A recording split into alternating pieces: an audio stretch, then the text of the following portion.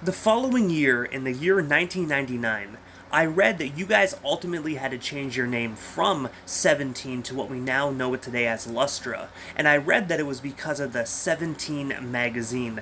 I was wondering if you can actually tell us a bit more about that, and why did the magazine make you guys change your name?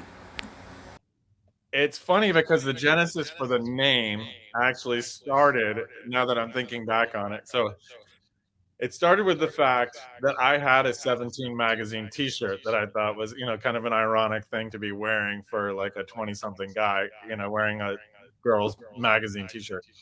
That came from the fact that I was in a car accident with my friend Karina, and I made some offhanded joke like after the accident, I like climbed out the window and helped her out of the door because her door was totally crumpled.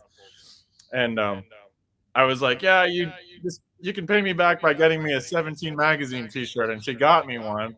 And so I'd wear it around. And then as we were struggling with band names, we were just like, "Oh, like let's just call it 17."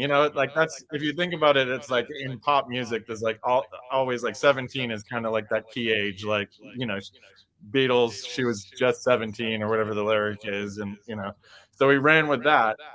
Fast forward, the band starts getting popular enough, and press is like sort of bubbling, and the magazine all of a sudden catches a whiff of this, and they're like, "Who's this band writing? Putting out an album with under the moniker 17." And tracks like mountains, literally mountains of coke.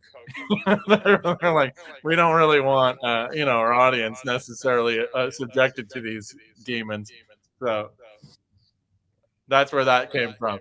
It was kind of it never amounted to a full lawsuit, but it was cease and desist. So yeah, we might have been able to fight it, but it was just one of those things where it was sort of like, okay, on to the next thing. It didn't really matter that much to us what we were called at that time. So it was, I think, it probably a little speed bump in the road, but we recovered nicely after that.